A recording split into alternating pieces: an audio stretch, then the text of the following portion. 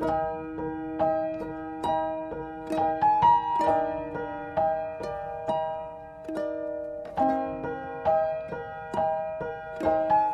hari ini akan khotbah tentang bagaimana ya kita menjalani tips-tips, karena hari ini banyak sekali ya masalah yang bertubi-tubi, pencobaan terjadi ya.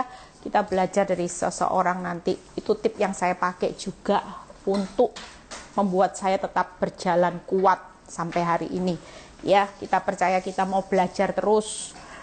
Ketika kita mendengar firman, ketika kita melakukan firman, senyatanya hidup kita itu dibawa Tuhan semakin lama semakin kuat. Yuk kita berdoa terlebih dahulu.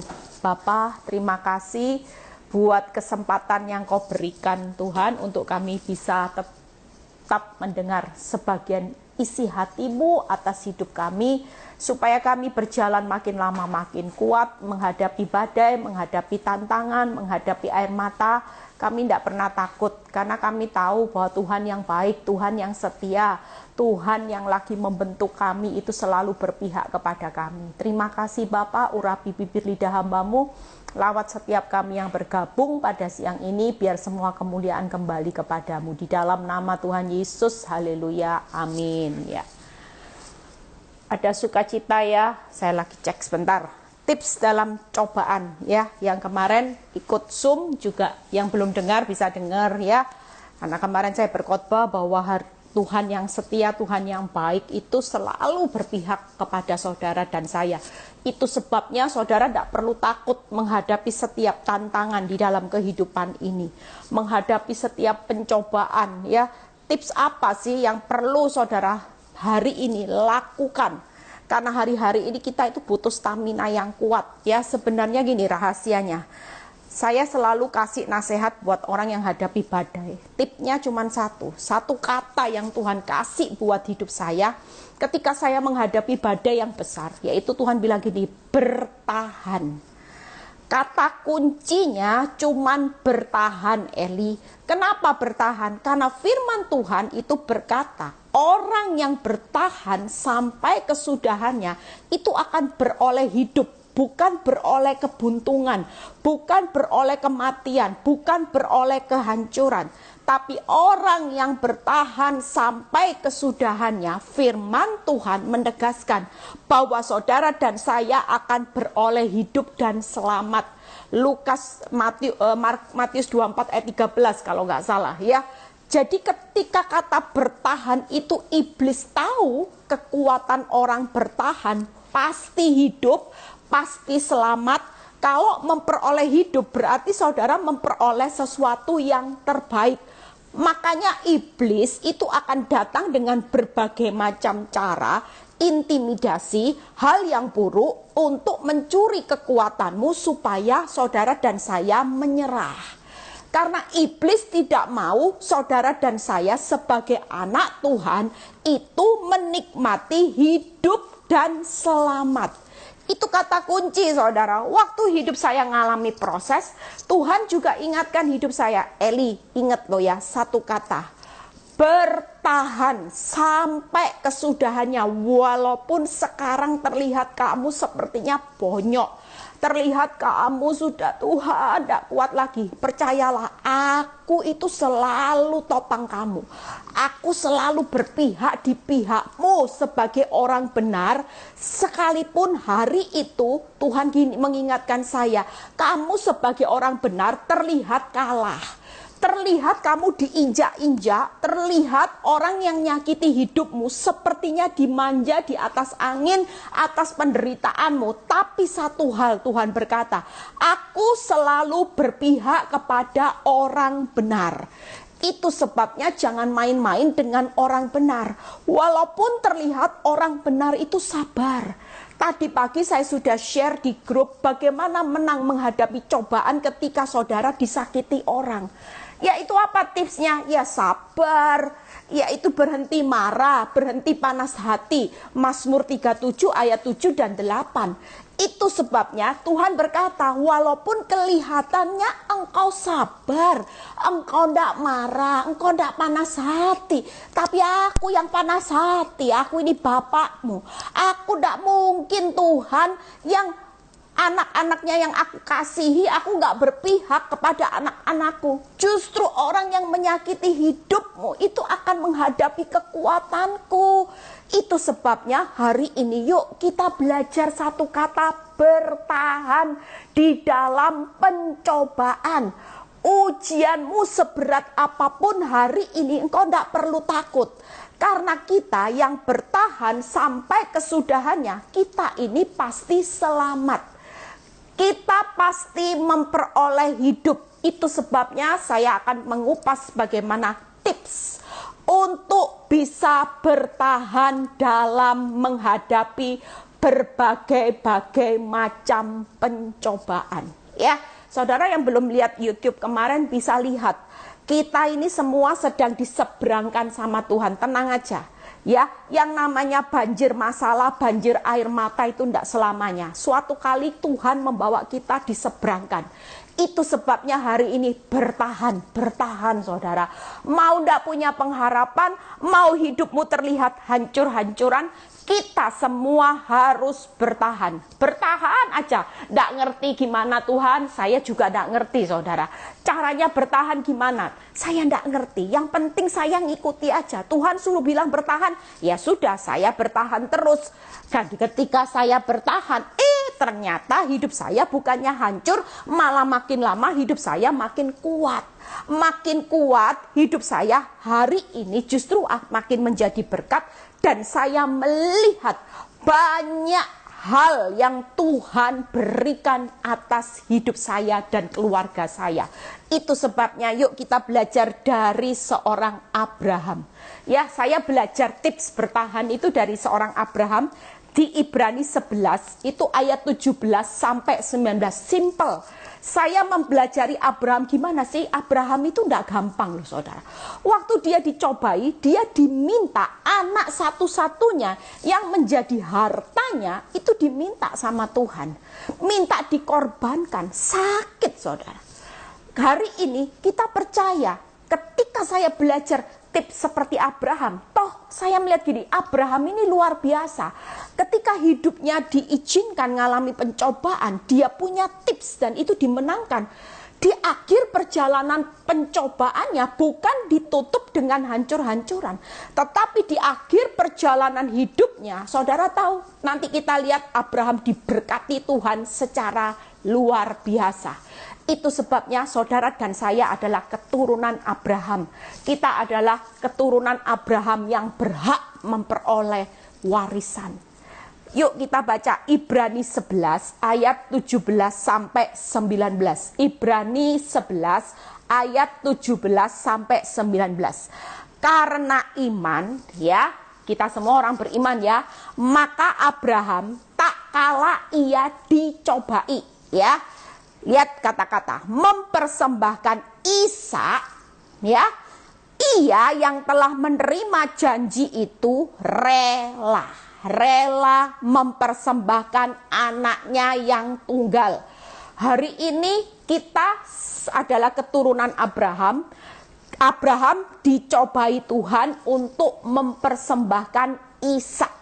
Saudara dan saya mungkin saya dicobai dalam hal apa? Mempersembahkan suami saya, cinta mati suami saya, perhatian suami saya, ya.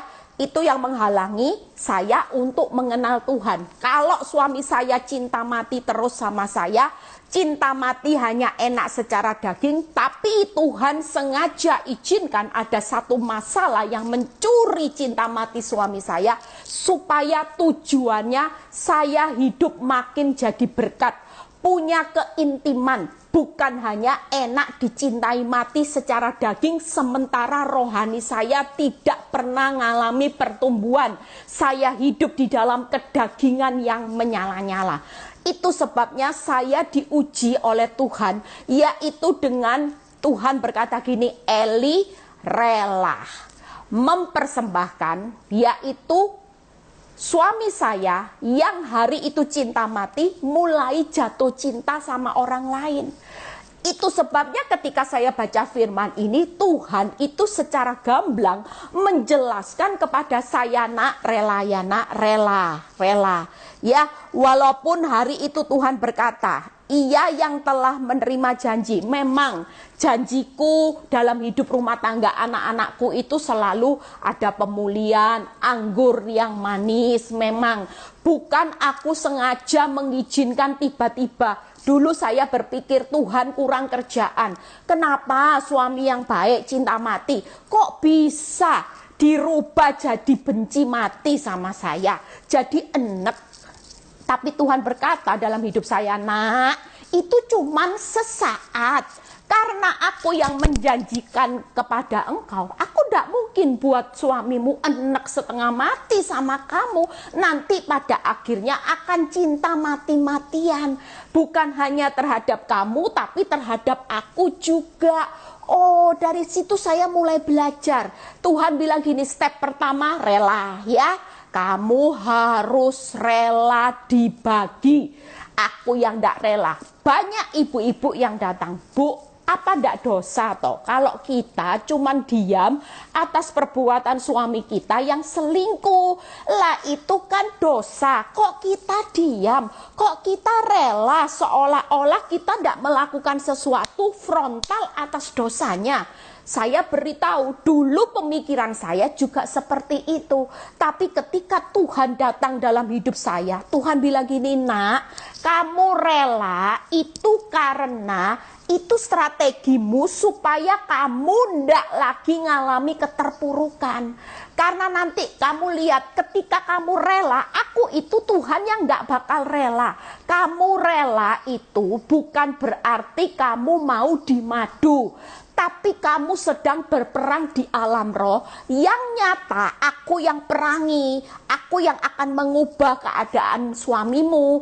Tapi kamu harus hari ini bukan sepakat dengan perselingkuhan suamimu. Kamu kan berdoa, Tuhan hancurkan perzinahan, hancurkan hubungan dengan wanita ini, bawa suamiku cinta Tuhan, benci dosa. Itu salah satu langkah di mana bukan kamu menyetujui, tapi kamu berperangnya di alam roh, aku di alam nyata. Nanti yang nyata yang aku didik, aku hajar, aku disiplin dengan caraku supaya suamimu dalam pertobatannya juga ketemu aku sebagai Tuhan dan juru selamatnya.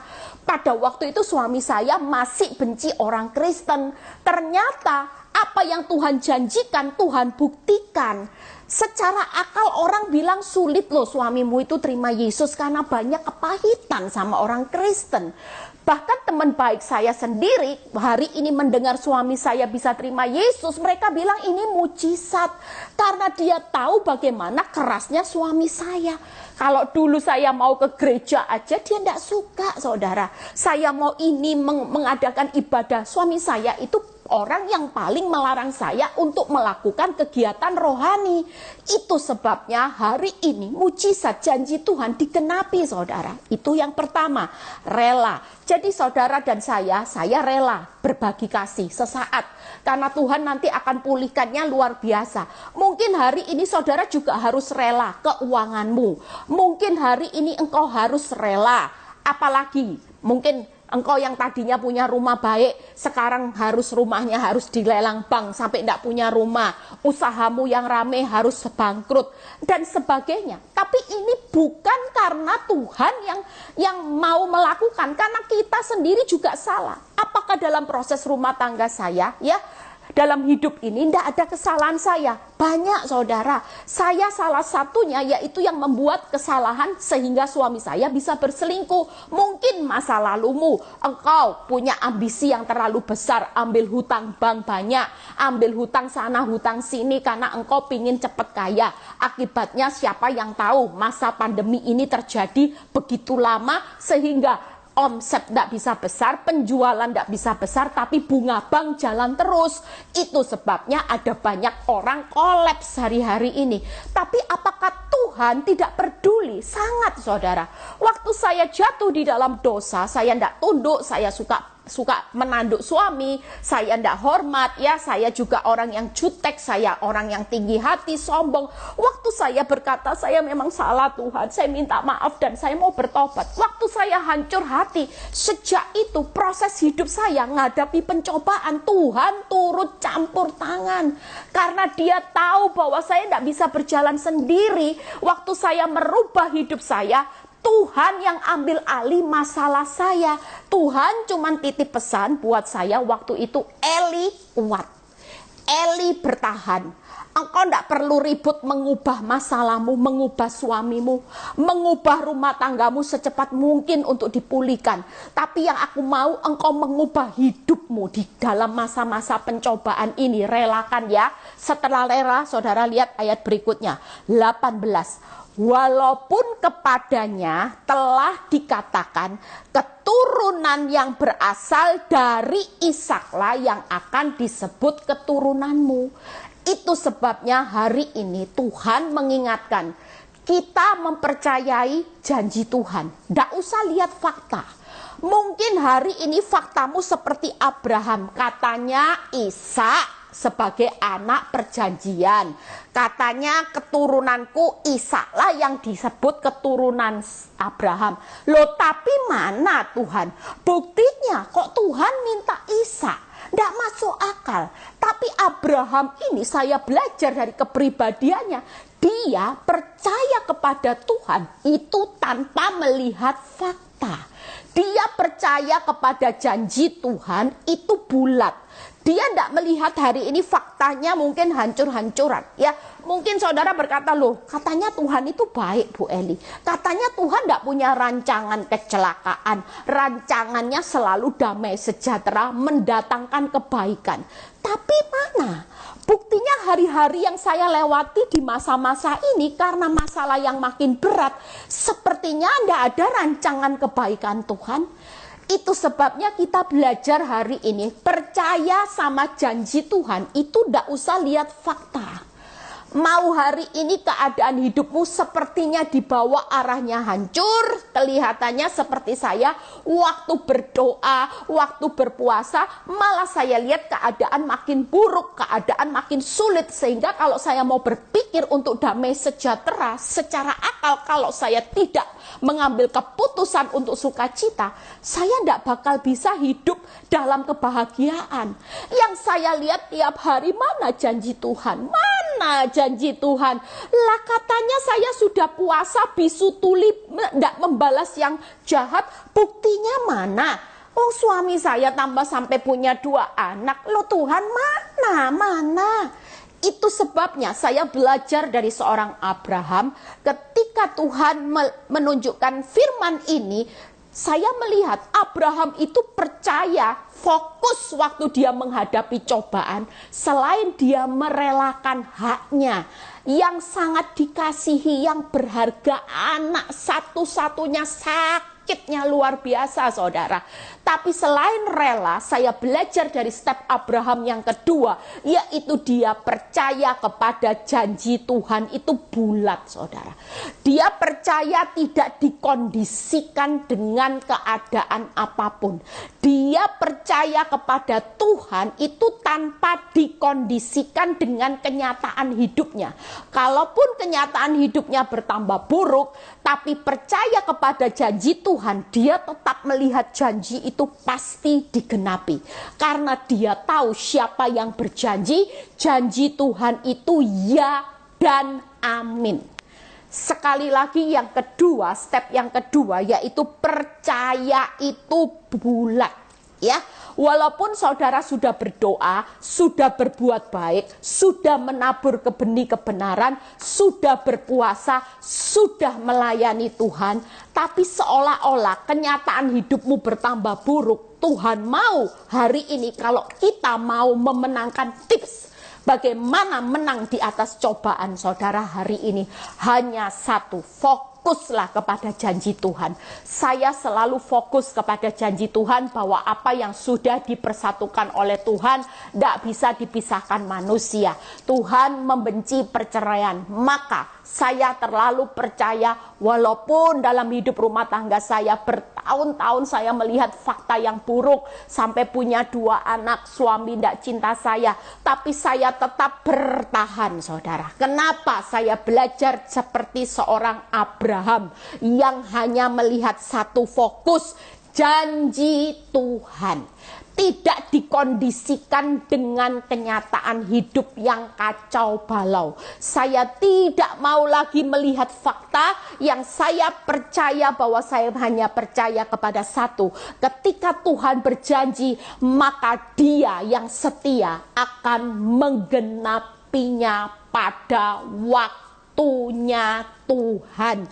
Bukan waktu saudara dan saya. Itu sebabnya ini tip yang membuat saya tetap sabar. Saya tetap punya semangat, saya tetap bertahan menghadapi cobaan, menghadapi tantangan apapun. Saya tidak pernah takut lagi. Itu tip yang kedua. Yang ketiga nanti kita bahas sama-sama, 18 ya. Walaupun kepadanya 19, karena ia berpikir. Nah, yang ketiga berpikir ya. Karena ia berpikir bahwa Allah berkuasa membangkitkan orang-orang sekalipun dari antara orang mati, dan dari sana ia seakan-akan telah menerimanya kembali.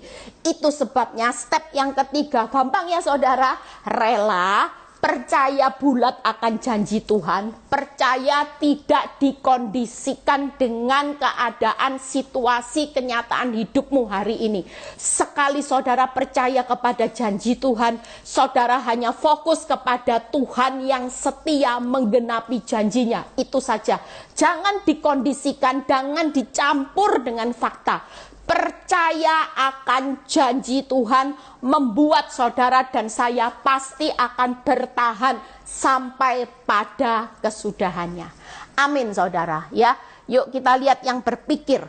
Yang berpikir hari ini, yang ketiga, step yang ketiga, pikiran yang positif tentang Tuhan dan prosesnya. Abraham berpikir apapun yang terjadi, walaupun orang berkata mana mungkin, tapi Tuhan tetap Tuhan. Dia tidak pernah berubah posisinya sebagai Tuhan yang sanggup melakukan segala perkara. Sekalipun hari ini dia belum melakukan mujizat, sekalipun kenyataan hidupmu terlihat hancur-hancuran, tapi Tuhan tetap Tuhan yang selalu memposisikan dirinya, pribadinya, dia sebagai Tuhan. Abraham berpikir bahwa Allah sanggup berkuasa membangkitkan orang mati ya. Dari sana seakan-akan ia telah menerimanya kembali. Maukah saudara dan saya siang ini berpikirlah positif tentang Tuhan, bahwa suatu kali apa yang hilang itu saudara akan terima kembali. Apa yang rugi itu akan saudara terima kembali menjadi keuntungan. Apa yang kasih cinta suamimu hilang, suatu kali saudara dan saya akan menerima kembali anggur yang manis. Yang dulunya suamimu baik, pasangan hidupmu setia, tapi hari ini Bu Eli, haleluya, hancur-hancuran, sudah tidak setia, tidak cinta lagi. Percayalah, suatu kali engkau pasti menerimanya kembali ketika engkau tetap berpikir yang positif tentang Tuhan. Karena Tuhan pasti sanggup memulihkan kembali, mengembalikan apa yang hilang di masa-masa yang lalu. Ini sudah akhir tahun. Kita sudah memasuki akhir tahun. Saudara dan saya, percayalah, setiap akhir tahun kita perlu mengevaluasi perjalanan rohani saudara. Orang kalau akhir tahun rajin mengevaluasi, menghitung omset penjualan, laba ruginya, untungnya akhir tahun gimana dibanding-bandingkan tahun-tahun lalu, gimana progresnya. Perlu juga buat saudara dan saya sebagai anak Tuhan, saudara perlu menghitung progres rohani di masa-masa ini. Bagaimana kehidupan rohanimu melewati cobaan yang gak mudah. Apakah kita tetap bisa hari ini rela, percaya bulat akan janji Tuhan, dan tetap punya pikiran yang positif terhadap Tuhan dan prosesnya. Kalau kita berpikir yang positif tentang Tuhan dan prosesnya, maka kita akan memperolehnya kembali. Selama ini kita tidak melihat pengembaliannya. Kenapa? Karena kita selalu meragukan Tuhan. Kita selalu berpikir yang negatif tentang Tuhan dan prosesnya. Itu sebabnya kalau kita mau belajar seperti seorang Abraham, kita lakukan 3 ini. Percayalah, kalau di akhir perjalanan hidup Abraham, Tuhan menyediakan domba pengganti Ishak. Saudara dan saya pasti disediakan pengganti. Pengembaliannya, kita tidak tahu pengembalian Tuhan itu dalam bentuk apa. Tapi yang pasti Abraham dikembalikan bahkan berkat melimpah-limpah. Nanti kita lihat bagaimana Tuhan mengembalikan di akhir pencobaan ketika Abraham bertahan. Tidak gampang loh saudara. Saya bayangkan pada waktu Abraham diperintahkan Tuhan untuk mempersembahkan Ishak. Itu waktu dalam perjalanan. Dia tidak sakit saudara. Waktu pisau itu sudah di atas tubuh anaknya. Saya percaya itu adalah momen yang terberat buat Abraham untuk membunuh anaknya sendiri. Tidak gampang saudara. Mungkin perjalanan hidup saudara dan saya mengalami momen-momen, masa-masa yang harus saudara lewati di padang gurun. Begitu berat Bu Eli, berat, sakit Bu Eli, kerugiannya besar, kehilangannya besar. Saya disakiti hati tingkat tinggi Bu Eli. Saya ngalami hari-hari ini Bu Eli. Percayalah, Abraham sudah mampu melewatinya. Bahkan dia terus berjalan maju. Dia bertahan. Saya percaya kalau Abraham tidak kuat, waktu mempersembahkan Ishak, dia waktu tata kayu, waktu tata Ishak disuruh ditelentangkan, dan dia tahu hari itu Tuhan belum jawab hidupnya. Mungkin Abraham bisa tidak ngomong gini, sudah Tuhan, berhenti Tuhan, tidak kuat Tuhan, berhenti, ini anakku loh Tuhan, hari ini tidak ada domba penggantinya, mana tahu Tuhan tidak ada. Tapi Abraham tidak loh saudara. Abraham tetap melanjutkan prosesnya. Satu kata yang saya ingat dalam perjalanan hidup saya, yaitu ketika Tuhan berkata, Eli bertahan. Walaupun itu sakit, engkau lihat Abraham itu sakitnya kayak apa. Tapi ketika dia mau bunuh anaknya, yang saya pelajari dari Abraham, kenapa Abraham kuat? Karena ia punya pikiran yang tetap kuat. Pikirannya tidak terkontaminasi dengan fakta, dengan miliknya yang paling berharga. Dia abaikan semua itu. Yang saya pelajari, Abraham hanya berpikir bahwa Allah berkuasa membangkitkan orang-orang yang mati. Bahkan Abraham berpikir bahwa Allah pasti mengembalikan apa yang dimintanya, apa yang diizinkan untuk mengalami pencobaan ini. Buat saudara dan saya, ayo hari ini tip ini kita pakai saudara. Kita akan menang saudara. Seperti seorang Abraham. Kita juga keturunan Abraham yang diberkati. Kita ini Abraham di akhir zaman. Kita adalah Abraham yang akan menyatakan kebesaran Tuhan melalui proses hidupmu yang tidak gampang. Buat hidup saya tidak gampang saudara. Bisa tidak saya bilang gini, Tuhan, saya jujur waktu suami saya punya anak 2, saya pengen nyerah. Saya juga bayangkan waktu Abraham menyiapkan kayu, menyiapkan anaknya ditelentangkan untuk dipersembahkan. Saya percaya kalau Abraham tidak punya kekuatan untuk berpikir yang positif, percaya akan janji Tuhan, dia tidak rela, dia tidak akan menyelesaikan itu saudara. Dia akan marah sama Tuhan. Dia bilang gini, Tuhan, kamu ini Tuhan apa bukan? Apa-apaan? Kamu yang berjanji loh. Saya tunggu janji Tuhan tuh 25 tahun dapat Ishak. Ternyata setelah dapat saya cuma diicipi sebentar. Setelah itu engkau minta kembali. Apa-apaan Tuhan? Bisa ndak Abraham marah?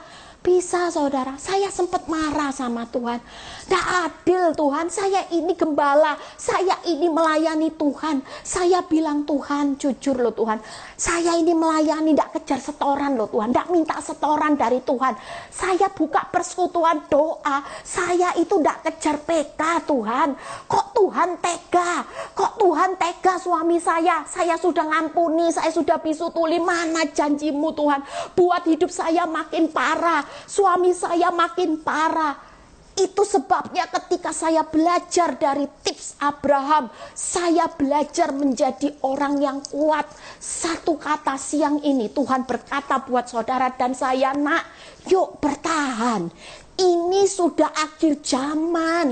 Bertahan sampai kesudahannya, engkau pasti memperoleh hidup. Ditunjang lagi ini loh, memperoleh, menerimanya kembali anakku. Hari ini iblis itu tahu kekuatan kalau engkau bertahan. Engkau akan menerima kembali yang hilang, yang rugi, yang sakit. Engkau akan menerima kembali. Setelah menerima kembali, engkau akan memperoleh hidupmu dan engkau akan selamat. Itu sebabnya yuk hari ini yang mau menyerah, bertobat. Sudahlah ikuti tip Abraham. Saudara lihat Abraham itu besar penderitaannya. Tapi ketika dia rela percaya janji Tuhan, dia berpikir yang positif, di situ kemenangan terjadi. Amin saudara ya. Kita mau ya belajar. Ada satu kesaksian juga, seorang ibu. Saudara lihat waktu dia berjuang, hari itu dia berkata, Bu Eli, saya memperjuangkan waktu hidup saya hancur. Saya cuma lihat janji Tuhan. Yang saya pegang hari itu cuma janji Tuhan. Gimana Bu Eli tidak pegang janji Tuhan? Sudah tidak dikasih uang, suami narkoba, suami KDRT, selingkuh, menghina hidup saya. Bu Eli bisa bayangkan, saya ini langganan UGD. Sampai orang UGD itu kenal nama saya, karena tiap kali suami saya kalau kambuh lagi sakau, yang jadi sasaran hancur-hancuran dihajar itu saya Bu Eli. Saya diinjak-injak Bu Eli. Tapi Tuhan itu dahsyat. Dia beri kekuatan saya untuk menderita seperti Filipi ayat 1:29. Karunia untuk menderita itu diberikan buat orang benar. Itu sebabnya gak akan melampaui kekuatanmu. Kalau saudara baca di Filipi 1 ayat 29 kalau tidak salah, itu karunia menderita buat saudara dan saya sudah dipersiapkan. Karena memang kita tahu mengikut Kristus, kadang-kadang, bukan hanya kadang-kadang, sering ngalami kemalangan, sering ngalami keadaan hidup yang tidak sesuai dengan apa yang saudara mau. Kadang-kadang saya bisa berkata, ikut Kristus kadang-kadang tidak masuk akal. Hidup yang ideal itu di awal tidak terlihat saudara. Rasanya hidup yang tidak adil, yang harus ditelan, tapi harus rela. Tapi pada waktu saya menjalani hidup yang tidak ideal, hidup yang terlihat tidak adil, hari ini Tuhan mengembalikan dalam hidup saya. Saya punya damai sejahtera yang melampaui segala akal. Saya punya banyak pintu-pintu yang Tuhan buka yang tidak pernah saya pikirkan. Itu yang senyatanya Tuhan sediakan buat hidup saya. Sampai hari ini saya tidak pernah protes sama Tuhan. Malah saya bilang gini, aduh Tuhan, terima kasih loh Tuhan. Untung dulu saya minta dipercepat waktu proses cobaan hidup saya, Tuhan tidak jawab. Coba kalau dijawab kan rugi.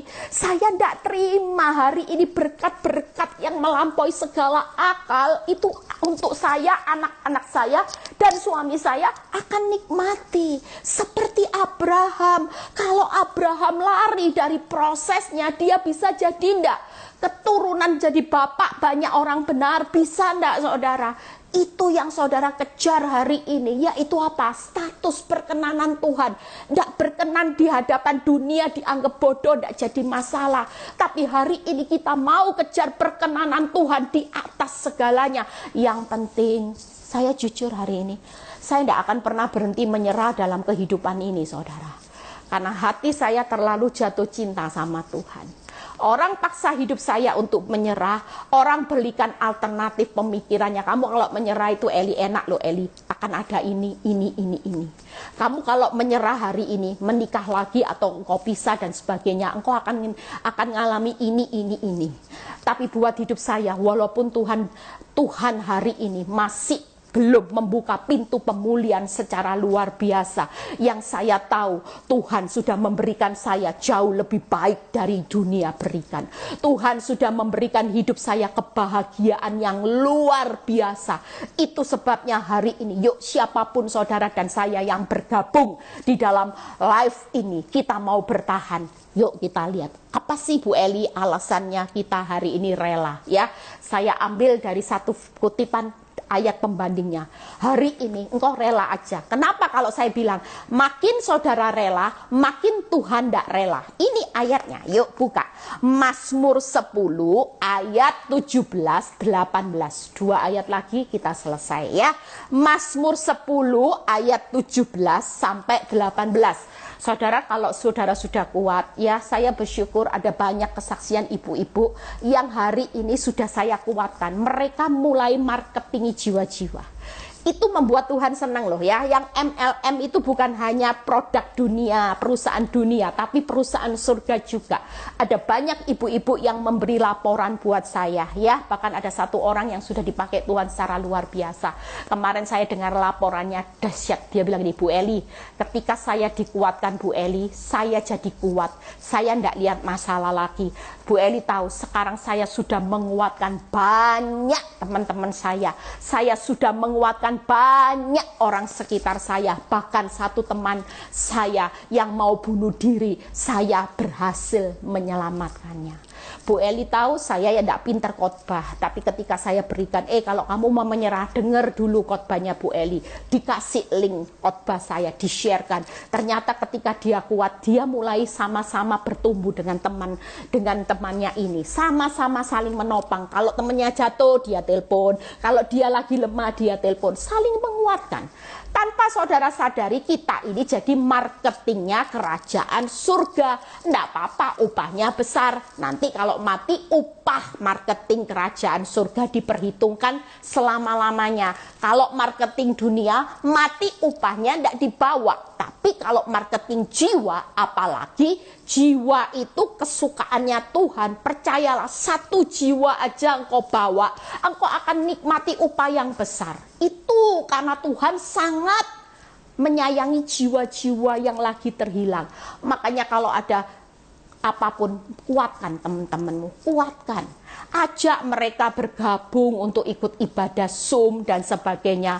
Itu yang menjadi kekuatan. Seperti kesaksian Bu NN kemarin ya, baca renungan aja Victory dia bisa kuat. Ya, renungan Victory ternyata di penjara itu diputer-puter saudara. Itu menjadi kekuatan selama mereka tidak mendapatkan sesuatu yang membuat mereka kuat. Ternyata melewati buku aja Tuhan sudah bekerja. Yuk rela ya. Kalau banyak cerita nanti tidak selesai. Mazmur 10 ayat 17-18. Ini loh alasan saudara makin rela, Tuhan makin tidak rela. Ini keinginan orang-orang yang tertindas. Setelah kau dengarkan, Tuhan tidak pernah tutup telinga atas teriakan orang-orang yang tertindas. Ya Tuhan, hari ini hidupmu dicobai di padang gurun. Telinga Tuhan dia sebagai pendengar yang baik atas hidup saudara dan saya. Engkau menguatkan hati mereka, engkau memasang telingamu untuk memberi keadilan kepada anak yatim dan orang yang terinjak, supaya tidak ada lagi seorang manusia di bumi yang berani menakut-nakuti. Seberapa banyak dari saudara dan saya yang hari ini hidupnya hanya dibayang-bayangi oleh masalah. Hidup itu bukan dibayang-bayangi oleh Tuhan, tapi dibayang-bayangi masalah. Bu Eli, kalau masalah saya belum selesai, saya tidak bisa ketawa, tidak bisa tidur, tidak bisa makan nyenyak, tidak bisa makan enak, tidak bisa tidur nyenyak. Bu Eli, gimana ini Bu Eli? Berarti saya bilang, ibu hidupnya dibayang-bayangi oleh masalah. Tunggu hidup masalahmu pulih, nyaman, diberkati, baru ibu bisa berbahagia. Tapi kita ini punya Tuhan. Hidupmu harus dibayang-bayangi oleh kuasa Tuhan, Immanuel.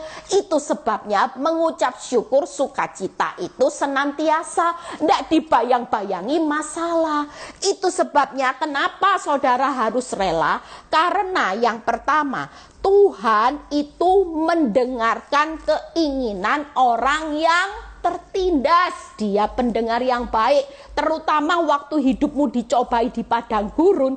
Tuhan tahu enggak hidupmu menderita? Tahu. Tuhan tahu enggak hidupmu kesakitan, curhat hatimu. Tuhan, saya baru disakiti Tuhan, aku barusan jual rumah Tuhan, tapi aku belajar ngucap syukur. Aku hidup enggak dibayang-bayangi oleh hutang terus. Aku hidup enggak dibayang-bayangi keuanganku. Aku hidup enggak dibayang-bayangi suamiku, tapi aku hidup karena Immanuel itu selalu menyertai aku sampai akhir zaman. Itu yang jadi bayang-bayangnya, saudara. Tiap kali saya takut, tiap kali saya melihat suami saya, tiap kali saya dengar apa yang diucapkan, selalu yang saya harapkan dalam hidup saya bukan lagi dibayangi dengan ucapan suami, perbuatan suami, tapi saya hidup selalu saya ingat-ingat bayang-bayangnya Tuhan. Immanuel, Immanuel selalu menyertai engkau Eli, berpihak kepadamu, engkau takut apa? Itu sebabnya hari ini yuk, Tuhan tidak rela karena Tuhan pendengar yang baik buat keinginan orang-orang tertindas. Apakah Tuhan tidak tahu keinginanmu hari ini untuk dipulihkan? Tahu. Keinginanmu untuk diberkati. Tuhan, saya kena PHK, saya butuh uang untuk bertahan hidup. Tuhan pendengar yang baik atas keinginan. Ayat ini berbicara keinginan orang-orang tertindas, termasuk saudara dan saya. Itu sebabnya rela aja. Dia tidak akan rela. Tuhan pendengar yang baik buat keinginan orang tertindas. Yang kedua, Tuhan menguatkan hati orang tertindas. Saudara dan saya hari ini kalau bisa kuat itu karena hatimu dikuatkan oleh firman. Tanpa firman saya juga tepar, saudara. Saya sekarat, saya masuk ICU berulang kali. Tapi karena saya dikuatkan hati lewat firman Tuhan, saya ndak tepar, saya ndak ke ICU, saya ndak ke UGD, saya tetap hidup. Ini loh tetap hidup Bu Eli, tetap rambutnya indah, tetap bisa senyum, walaupun disakiti senyum sama suami yang menyakiti. Itu luar biasanya Tuhan. Waktu di dalam pencobaan Tuhan tidak rela. Saudara rela disakiti, tapi Tuhan berkata, nak, aku pasti datang menguatkan hatimu ketika engkau ditindas. Hari ini percayalah Tuhan tidak rela. Yang ketiga, Tuhan memberi keadilan kepada orang-orang yang tertindas. Jangan berpikir hidupmu tidak adil, tapi percayalah Tuhan yang adil. Apa yang engkau tabur di dalam benih kebenaran, engkau pasti menuai dengan sorak-sorai. Itu sebabnya hari ini rela ya nak, rela. Sudahlah, rumahmu dulu besar, sampai kapan dikembalikan, sudah serahkan. Percayalah Tuhan pendengar yang baik atas keinginan orang tertindas, menguatkan hatimu di saat di padang gurun, di cobaan ini yang begitu berat. Tuhan memberi keadilannya, nak. Tidak selamanya aku izinkan engkau ditindas, tidak selamanya aku izinkan engkau direndahkan. Suatu kali keadilanku akan berbicara, engkau akan aku angkat tinggi-tinggi. Bahkan apa yang hilang aku sanggup mengembalikan lipat-lipat ketika engkau rela. Abraham lihat di Kejadian 22 ayat 12. Kalau saudara baca Kejadian 22 ayat 12, jangan bunuh anak itu dan jangan kau apa-apakan dia, sebab telah ku ketahui sekarang bahwa engkau itu takut akan Allah dan engkau tidak segan-segan menyerahkan anakmu yang tunggal kepadaku. Ternyata semua proses yang menyakitkan ini cuman ujian. Ada waktunya Tuhan datang berfirman, aku tahu ternyata sekarang kualitas hatimu keren, kualitas imanmu keren. Engkau ini sudah tidak segan-segan segan lagi hitung-hitungan sama prosesku. Hitung-hitungan dulu kamu untung rugi ikut aku. Tuhan, kalau aku sudah ini, aku harus ini ya Tuhan. Kalau aku sudah baik sama suamiku, ya suamiku baik toh Tuhan. Tapi hari ini aku lihat engkau tidak segan-segan lagi Eli. Walaupun engkau sudah baik, sudah kasih senyum sama suamimu, sudah bisu tuli, tapi kamu tetap diperlakukan tidak adil ya. Kamu tetap ucap syukur, kamu tetap bertahan di dalam ujian ini. Dan aku berkata, Eli, sudah Eli, aku tahu kualitas hatimu. Engkau takut akan aku, engkau tidak segan-segan lagi. Maka hari ini Tuhan berkata, aku tidak akan juga segan-segan memberkati engkau. Amin. Kita mau loh di tahap ini saudara. Kalau kita dapati waktu di ujian di padang gurun cobaan, saudara didapati tidak segan-segan lagi sama Tuhan. Hitung-hitungan, ya sudahlah Tuhan, sudah baik, sudah nabur kebenaran, sudah doa puasa. Harapannya ya kita sudah selesai doa puasa tanggal 10 kemarin. Dan saya percaya ibu-ibu walaupun selesai puasa keadaan hidupmu masih berlanjut, tidak usah marah sama Tuhan. Kita mau melakukan seperti Abraham, tidak segan-segan lagi. Maka Tuhan akan mengembalikan. Yuk yang kedua ya. Jadi Tuhan memberi keadilan. Percaya 1 Samuel 17 ayat 46 dan 47. Saudara percaya sama janji Tuhan, saudara percaya sama kemampuan Tuhan hari ini, tidak diskondisikan dengan keadaanmu. Kita belajar juga dari seorang Daud. 1 Samuel 17 ayat 46 sampai 47.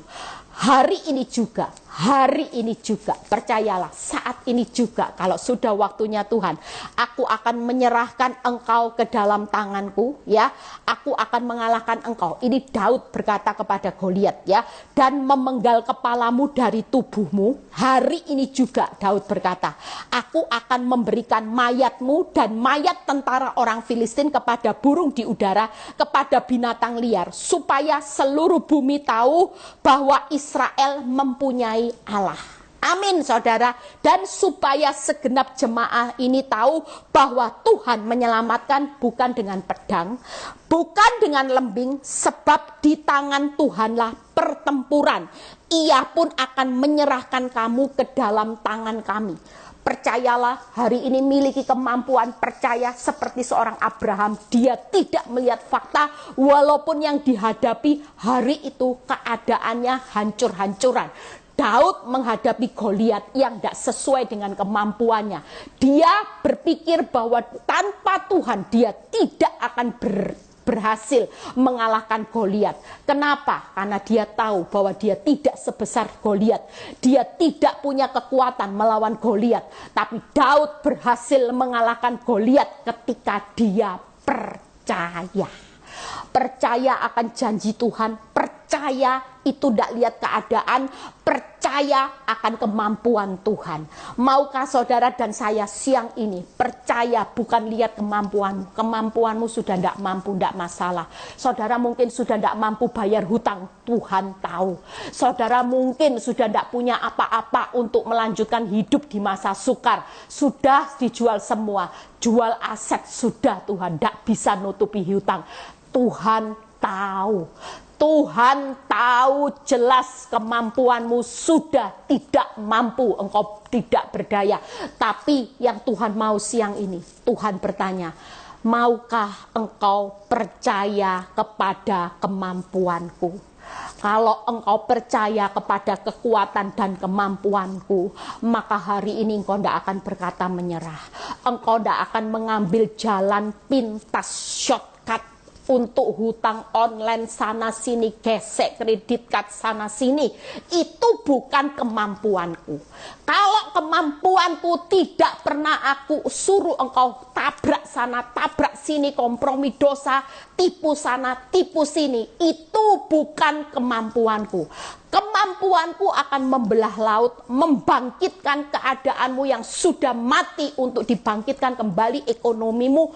Itulah kemampuanku. Dan siang ini Tuhan berkata, maukah engkau mempercayai kemampuanku? walaupun engkau sudah tidak berdaya, percayalah, kalau siang ini engkau berkata, mau Tuhan, aku bertahan, aku percaya dengan kemampuanmu, aku pasti mampu untuk mengalahkan Goliat seperti Daud. Sebab apa yang Daud percayai, hari ini percayalah, kita semua mau diperhitungkan imannya. Orang percaya itu diuji apa? Imannya. Yang tadi diuji apa? Hatinya. Rela itu ujian hati, tidak segan-segan. Yang kedua, kenapa Tuhan izinkan semua mengalami cobaan yang berat? Karena hari ini fase yang kedua, percaya itu ujian iman, saudara. Ujian imanmu gimana? Dilihat sama Tuhan. Kadar percayamu itu berkurang enggak dengan kondisi yang makin buruk. Lihat apa yang dipercayai Daud itu akan jadi rema buat saudara dan saya. Yaitu, kalau kita percaya kepada kemampuan Tuhan, bukan kemampuanmu. Tuhan mengalahkan musuhnya Daud, Goliat, hanya membalik telapak tangan sekejap. Mungkin enggak sih batu di tangan Daud bisa membunuh Goliat. Sementara peralatan Goliat itu bukan lagi batu, saudara. Pedang, lembing. Daud tidak punya apa-apa, hanya batu yang diumban. Kalau batu itu dilempar tanpa kemampuan Tuhan, kira-kira sampai tidak ke jidatnya Goliat. Saudara kalau merenungkan ini, saudara akan ngeri dengan kemampuan Tuhan. Saudara akan punya vitamin, yes Tuhan, haleluya. Kemampuan Daud tidak mungkin batu kecil diumban bisa sampai ke jidatnya dan Goliat yang besar itu mati, saudara. Tepar langsung. Mungkin tidak, saudara. Kemampuan Daud mungkin tidak, saudara. Kalau tidak ada kemampuan Tuhan, saya percaya tubuhnya Goliat itu besar dengan umban yang kecil, walaupun dilempar kalau sampai jidatnya sekalipun itu paling cuman apa ini, bertelur ya. Saya pernah kau jeduk sama batu ya, enggak mati lah, saudara. Paling ini akibatnya apa, jidat saya ini bertelur jadi bengkak, itu aja. Logika loh, saudara. Ayo coba saudara pikir, lah Goliat itu raksasa kok, badannya besar, masa dengan diumban batu kena jidatnya aja langsung tepar? Secara akal mungkin enggak. Tapi Tuhan kalau mau menolong saudara dan saya, ngalahkan musuh itu balik telapak tangan sekejap, seketika, sekonyong-konyong, musuhmu tepar. Tepar bukan kemampuanmu. Itu sebabnya yuk kita bangun percaya. Aduh, waktunya tinggal 6 menit. Yang kedua, Tuhan memenangkan pertempuran tanpa perlu bukti baik, tanpa perlu usaha kita. Itu tadi, Daud tidak perlu bukti baik, dia tidak punya apa-apa, cuman batu. Tidak perlu usaha dia untuk lemparnya dari jarak yang dekat. Daud mungkin bisa berpikir gini, kalau batu ini tidak dari dekat, tidak sampai ke matanya masuk batu, apa mungkin sih bisa tepar? Dari jauh dia tetap punya keyakinan Tuhan akan menggerakkan batu itu buat dia tepar. Tidak perlu bukti baik, tidak perlu kemampuanmu, usahamu. Itu yang kedua. Yang ketiga, Tuhan menjamin kemenangan buat orang benar. Ayatnya yang berkata, yaitu di tangan Tuhanlah pertempuran. Di tangan Tuhanlah kemenanganmu terjadi, saudara. Hari ini yuk jadi anak Tuhan. 3 hal ini membuat saudara dan saya bangkit. Tuhan mengalahkan musuh dalam sekejap, membalik telapak tangan. Tuhan mengalahkan musuh tanpa butuh bukti baik dan kemampuanmu. Yang ketiga, Tuhan menjamin kemenangan. Di tangan Tuhanlah kemenangan, bukan di tangan Eli, bukan di tangannya Teddy, bukan di tangannya Ana, tapi di tangan Tuhanlah kemenangan itu terjadi. Yang terakhir setelah itu selesai ya, berpikir positif. Yuk kita lihat seorang Maria ya. Ujian Maria itu dari aib, tidak mudah saudara ya. Sudah jadi orang benar, masih bisa hamil di luar nikah ya. Itu aib. Itu merasa bahwa Tuhan kok bisa seperti ini. Tapi ketika Maria rela seperti seorang Abraham, dia berpikir yang positif tentang Tuhan. Lihat kata-kata Maria yang saya sangat suka. Lukas 1 ayat 37 yang tidak asing. Sebab bagi Allah tidak ada yang mustahil. Dia selalu berpikir positif tentang Tuhan. Dia tidak pernah curiga sama Tuhan. Walaupun ada aib, walaupun hari ini kelihatannya tidak ada jalan keluar. Sebab bagi Allah tidak ada yang mustahil. Maukah saudara dan saya siang ini berpikir yang positif? Yang kedua, Lukas 1, 49, 50. Karena yang maha kuasa telah melakukan perbuatan besar kepadaku dan namanya yang kudus. Dan rahmatnya turun-temurun atas orang yang takut akan dia. Apa yang menyertai saudara selain Tuhan menjadikan yang tidak mungkin menjadi mungkin? Yang kedua, Tuhan melakukan perbuatan-perbuatan yang besar. Yang ketiga, ada rahmat anugerahnya yang turun-temurun. Itu yang membuat saudara tetap berpikir positif di masa yang sukar. Melewati cobaan, kalau saudara berpikir tidak ada yang mustahil, saudara tetap akan bertahan. Kalau melewati pencobaan, saudara tetap berpikir bahwa Tuhan pasti melakukan perbuatan yang besar seperti seorang Maria. Dan dia berpikir bahwa rahmatnya tetap menyertai saudara di masa yang tersulit ini. Turun-temurun sampai keturunanmu. Maka saudara dan saya pasti mampu melewati pencobaan ini dengan sukses. Dan kalau saudara lihat ya, nanti dibaca sendiri bagaimana berkat Abraham setelah menjalani sukses. Kejadian 22 ayat 15-17. Baca sendiri. Kejadian 22 ayat 15-17. Berkatnya melimpah-limpah, ada mujizat. Yang ketiga yaitu keturunannya diberkati.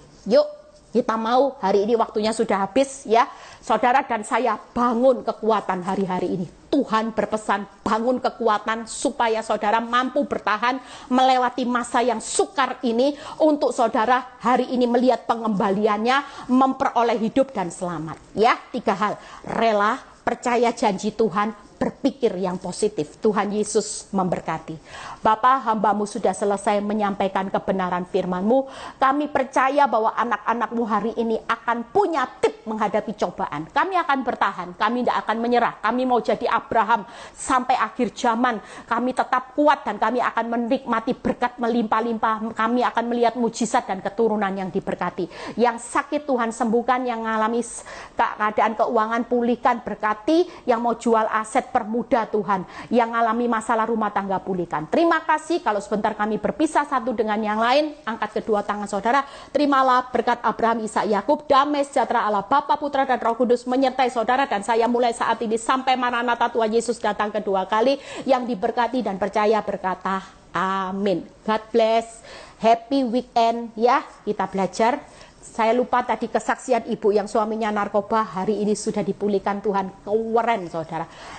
Luar biasa. Berkat melimpah-limpah. Keturunan diberkati. Tuhan tidak pernah lalai menepati janjinya. Sekalipun terlihat berlambat-lambat. God bless.